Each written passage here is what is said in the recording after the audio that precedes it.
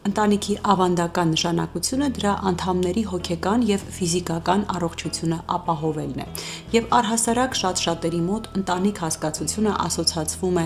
ապահովության և պաշտպանվածության հետ, բայց երբեմն լինում են դեպքեր, երբ ընտանիքը վերածվում է իսկական մղձավանջի,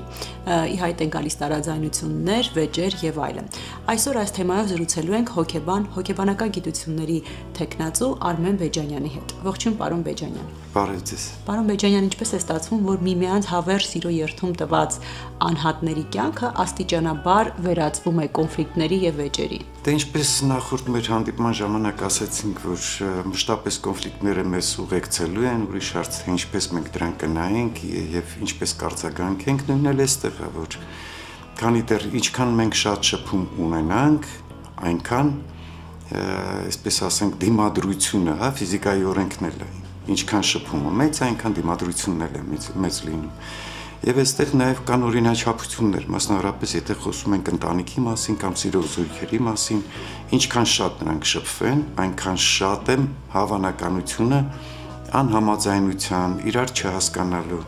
Եվ սա բնական է, ինչու, որովհետև ցանկացած անհամաձայնություն իր մեջ պարունակում է ինչ։ Զրույց, բանակցություններ եւ զարգացում։ Եվ երևի թե նկատել եք, որ ամեն մի դրական ուղղվածությամբ լուծված կոնֆլիկտ ավելի է ջերմացնում հարաբերությունները եւ իհարկե հակառակը։ Բայց ինչ է պետք իմանալ ընտանեկան կամ այդ զույգերի կոնֆլիկտների վերաբերյալ, որ ցանկացած երևույթ, ցանկացած համակարգ ունի ճգնաժամային փուլեր։ Եվ եթե մենք գիտենք, որ ճգնաժամային փուլը հասունանում, մենք արդեն նախապատրաստվում ենք դրան։ Ու մասնավորապես զույգերը, եթե մինչև ամուսնանալը իմանան, որ առաջին ամուսնական տարին ամենաբարդ, ամենադժվար տարին է, ինչու, որովհետև դա ճգնաժամային փուլ է, դա հարմարվելու փուլն է, եւ այդ մեկ տարին պիտի իրենք հարմարվեն մեկը մյուսին, ընդունեն այն սովորույթները, որոնք որ մինչև ամուսնանալը թեկուզ հանդիպելու ժամանակ մենք փորձում ենք թաքցնել, այսպես ասենք թերի կողմերը, չէ՞ որ ամեն մեկս ուզում ենք տվյալ դեպքում այն լավ լույսի ներքո երևանք, բայց ամուսնանալուց հետո արդեն դառնում է սովորական եւ հաճախ այդ զգոնությունը կորցնելով մենք բնականաբար շուտ թե ուշ հայտ ենք գալու այն բացական կամ թերի կողմերը։ Այդ հարմարվելու փուլն է։ Եթե մենք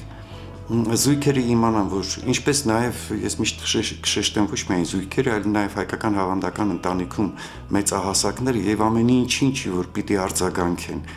ինչպես ռազմավարության մեջ այդ խուսափման կամ զիջման մեջ ասում են, եթե միջանձնային հարաբերությունները ավելի կարևոր են, կարելի է անտեսել այն թեթև խնդիրը։ Եվ նաև մենք պիտի իմանանք, որ առաջի տարին, եթե հաղթահարում ենք, բավականին լավ սկսվում է արդեն հաջորդ երկրորդ տարին, բայց երկրորդ, երրորդ տարին էլ էլի ճգնաժամային են համարվում, ինչու, որովհետև արդեն երեխա ունենալն է, հա, կամ ասում են երեխա ունենալու փուլը որպես ճգնաժամային, ինչու, որովհետև այստեղ նոր խնդիրներ են առաջանում, իհարկե, լույս աշխարհ գալով շատ ցանկալի երեխայի, միևնույն այդ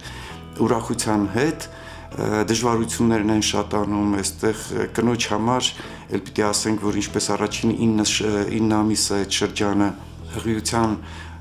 ֆիզիոլոգիական այդ փոփոխությունները բերում են իր հերթին նաև հոգեբանական փոփոխությունների, ինչպես նաև ծննդաբերությունից հետո նորից էլի հոգեֆիզիոլոգիական փոփոխություններ են այնտեղ նյարդային լաբիլ վիճակ եւ այստեղ հաճախ ամուսինները շատ դեպքերում չեն գիտակցում, որ պիտի օգնեն շուտ ոտքի կանգնի, շուտ վերականգնվի այն հոմեոստազային բալանսը, որը որ արդեն նորից էլի կապահովի այդ ներդաշնակությունը։ Չիմանալով սրա մասին, իսկ բնականորեն կինը, հա, մայրը արդեն ավելի շատ ուշադրություն դարձնում իր երեխային, ինչը շատ բնական է։ Եվ այս տեսակետից ավելի քիչ ուշադրություն դարձնում ամուսնուն, բնականաբար այստեղ էլ ամուսինն է արդեն սկսում իրեն վատը զգալ։ Էլ չեմ ասում մեծահասակների դերը այստեղ որքան կարևոր է, հա, օգնել երիտասարդներին չխառնվել այնտեղ իրենց ներքին խնդիրներին։ Այնպես էլ դա սա ճգնաժամային փուլ է եւ ցավոք հիմա մենք նկատում ենք, որ ես վերջին 10 տարիների ընթացքում առաջի 3 տարիների ամուսնալուծությունները շատ են, շատացել են։ Հաջորդ ճգնաժամային փուլը դա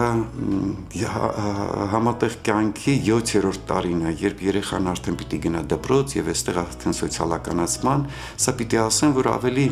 թեթև ճգնաժամային փուլ է, քան առաջի երկրորդը, հարմարման փուլը եւ երեխա ունենալու փուլը։ Սա ավելի թեթև է անցնում։ Հետո համատեղ կյանքի 15 տարին, 15-ից 20 տարին, որտեղ որ արդեն միմյանց սովորում են եւ նորության բացակայությունը, ասում ենք նորության էֆեկտի բացակայությունը բերում է միալարության, այսպես սովորական, իսկ մարդը միշտ զարգանալու եւ նորության ակնկալիք ունի եւ այդ շատ կարեւոր է որ գիտակցեն որ համատեղ կյանքի 15 երկար տարիներ համատեղ ապրած մարդիկ արդեն հետաքրքրությունը կորում է, աստիճանաբար սկսում է մարել այն բուրըն զգացումները, այդ որ ասում են սեր, իհարկե սերը կարող է մնալ։ Դա լավագույն դեպքում եք ասում 10-15 տարի հետո։ Հիմա այո, ճիշտ եք նկատում, որ պիտի փոխվի, մի քիչ իջել է, եթե նախկինում 15, 20, 30 տարիներ, հիմա արդեն 10-15 տարին է։ Ամեն դեպքում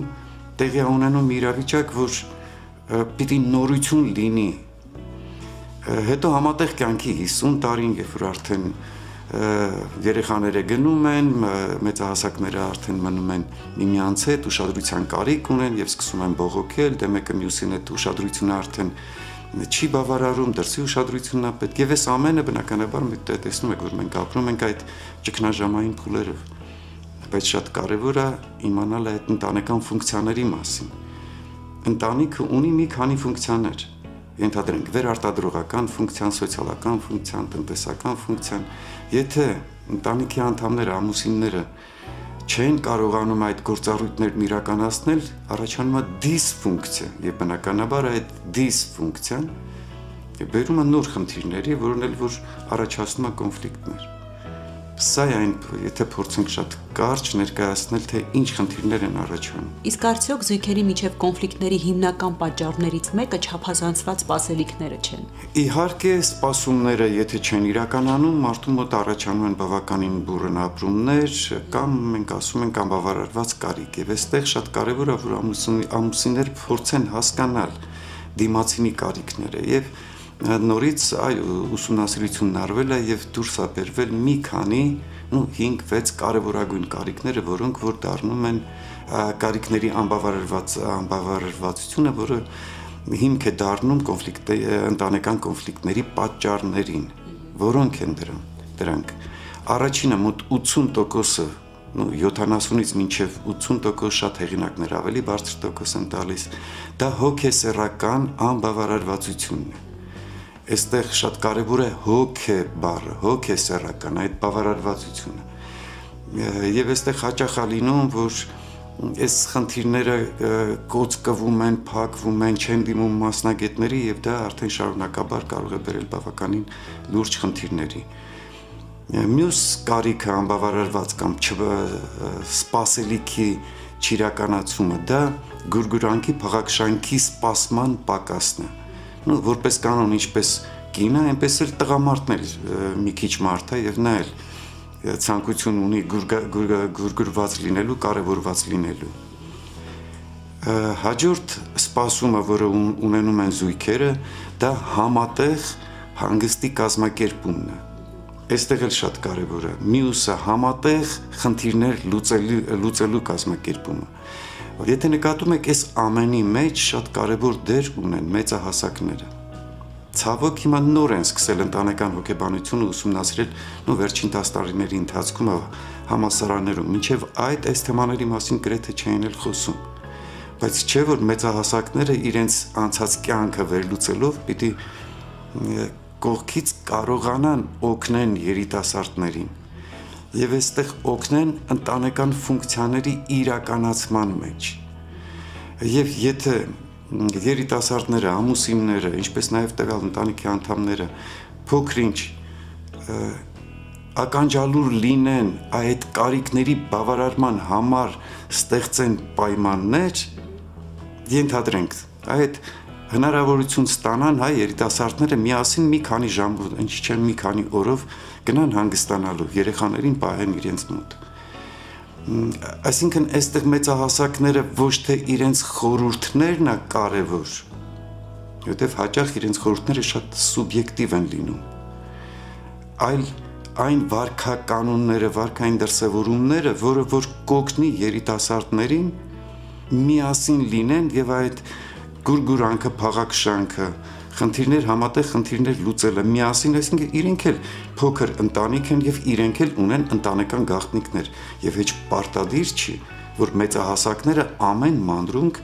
իմանան ինչ է կատարվում այդ նոր ստեղծված ընտանիքում։ Իսկ ինչ անել, եթե զույգերից մեկը անընդհատ կոնֆլիկտի առիթներ է փնտրում, նույնիսկ ամենաաննշան մանրուքներում եւ իր էությամբ կոնֆլիկտային անձնավորություն է։ Խնդիրը այստեղ մենք կարող ենք, այո, պիտակավորել, որ այս մեկը կոնֆլիկտային է, այս մյուսը դեպրեսիվնիկ է, այս մեկը եւ բնականաբար այս հակառակ կողմը միշտ ինչ-որ պիտակ կգտնի կպցնելու։ Բայց այստեղ մենք պիտի ուշադիր լինենք, որ ոչ թե ինքը այդպիսին է, այլ ինչ-որ անբավարարվածություն ունի։ Չի բացառվում, որ այդ խնդիրները ձևավորվել են դեռ իր մոտ մանկական տարիքից։ Եվ ենթադրենք ուշադրության պակասն է, ինչպես որ մի քիչ առաջ մենք խոսեցինք այդ ընտանեկան կոնֆլիկտների պատճառների մասին։ Բայց այստեղ նաև շատ կարևոր է գրագիտությունը։ Մենք ճիշտ է շատ ենք խոսում IQ-ների մասին, հա, եւ մարդու բանականության մասին, նրա մտավոր ունակությունների մասին, բայց գրեթե չեն խոսում հուզական ինտելեկտի մասին։ Իսկ ինչ կնշանակի հուզական ինտելեկտ։ Հիմա եթե մենք ասում ենք մարդը այսպիսին է, բայց մարդը պիտի իմանա, որ իր բնավորության գծերն են իր բոլոր չարիքների հիմքում ընկած։ Բնավորության այսինչ գիծը փոխեմ, ես կունենամ այլ բան։ Եվ որոնք են, որ մենք խոսում ենք հուզական ինտելեկտի մասին։ Ինչ կնշանակի դա։ Դա ունի 4 բաղադրիչ։ Առաջինը, արդյոք ես կարողանում եմ ճանաչել իմ հույզերը։ Հիմա այստեղ ինքը կոնֆլիկտային է, թե կոնֆլիկտային չի, եթե լսում է, թող ինքը իրեն հարց տա։ Ինքը կարողանում է հասկանալ ինչից է ինքը զայրանում, երբ է զայրանում, ինչպես է դրսևորում իր զայրույթը, զարմանքը, մտահոգությունը։ Երկրորդը, եթե մարդը ճանաչեց իր հույզերը, նա պիտի արդեն կարողանա, պիտի ճանաչեմ, որ կարողանամ վերահսկել կամ կառավարել իմ հույզերը։ Օրինակ, եթե ես գիտեմ, որ ես ինքս խոլերիկ անձնավորություն եմ, այսպես ակտիվ անձնավորություն եմ, զգայուն անձնավորություն եմ եւ ինչ որ մի բան, եթե իմ դուրը չգա, ես կարող եմ պորտկումով ասել, եթե ես դա գիտակցում եմ, ես կարող եմ արդեն վերահսկել եւ կառավարել, չասել։ Ուրեմն այստեղ իմացության խնդիրն է։ Եվ երրորդը, եթե արդեն ես ճանաչեցի իմ սեփական հույզերը, կարողացա կառավարել դրանք, արդեն երրորդ բաղադրիչն է հուզական ինտելեկտի, որ ճանաչեմ դիմացինի հույզերը։ Եթե ես գիտեմ, որ օրինակ, ես ինչ բառը ես ասացի, եւ դիմացինը դրանից ափերից դուրս է գալու, կարող եմ չասել։ Եվ ենթադրենք, եթե ես գիտեմ, որ ինքը այսինչ բանը չի սիրում, իմաստունի ասել, եթե ես գիտեմ, որ հիշեցնելը